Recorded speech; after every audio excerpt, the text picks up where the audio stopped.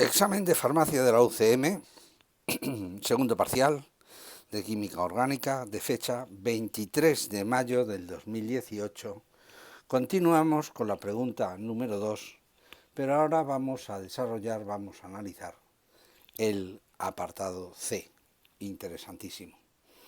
Os lo acerco para que lo veáis mejor, para que veáis de qué se trata, de una amina terciaria que la tratan con agua oxigenada para que se transforme en el N-óxido y posteriormente ese N-óxido tratado por el calor dará la eliminación de cope, que es una E2 ciscoplanar interna, formando un alqueno y también una molécula de hidroxilamina sustituida. Vamos a intentar comprender cómo va este ejercicio, cómo se resuelve este ejercicio. Bueno, pues la química de las aminas, y permitidme, tengo aquí preparado un dibujo para explicaros la historia esta. En la química de las aminas, sobre todo hay un par de reacciones, dos reacciones que salen en los exámenes. Una es la beta eliminación de Hofmann de bases de amonio cuaternario con hidrógenos en beta, y otra es la que nos preguntan, la reacción de Cope. Bueno, la molécula que me viene en el examen realmente es esta que tengo aquí.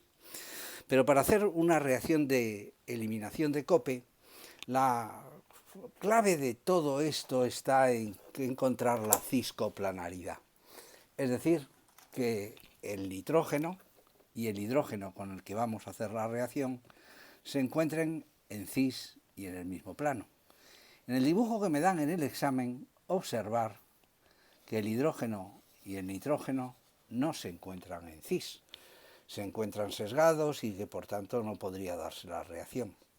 Lo primero que vamos a hacer va a ser girar estos 120 grados para que el hidrógeno se ponga donde el metilo donde el fenilo y el fenilo donde el hidrógeno.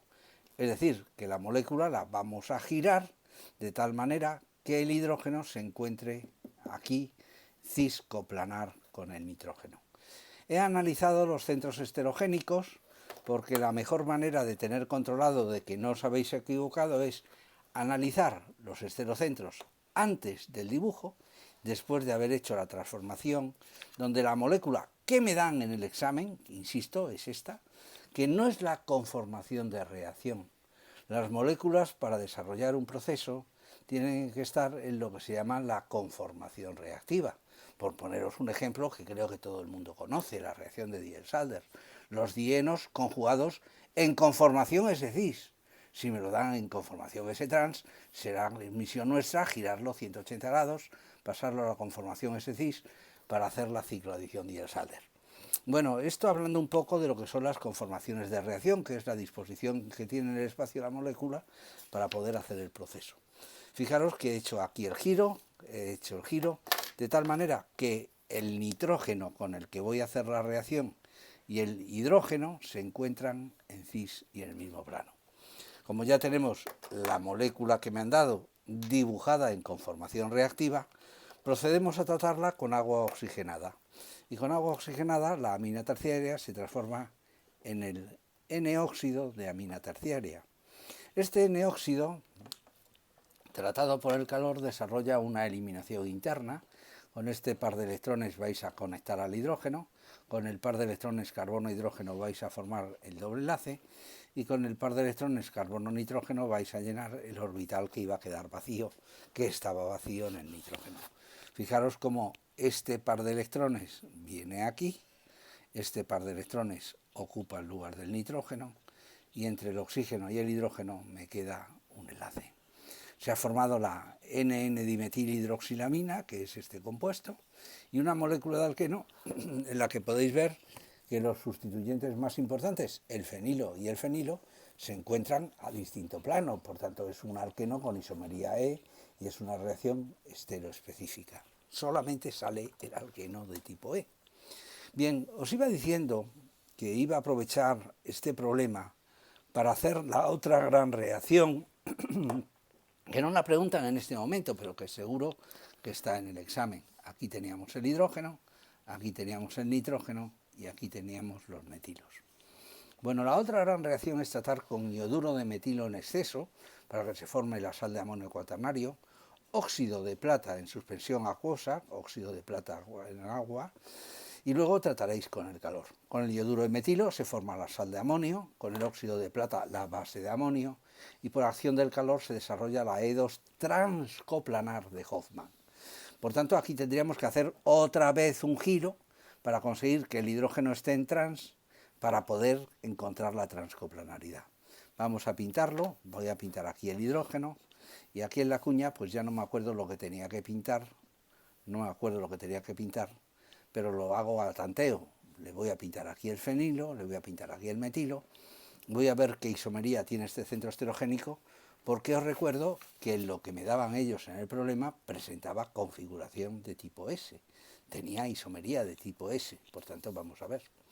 El grupo A es este, el grupo del fenilo, y si el CH3 estuviera aquí, que no lo está, para que el hidrógeno esté por detrás, ABC sería con isomería de tipo R. Por tanto, como he tenido que pensar en un cambio, esto tiene también configuración de tipo S.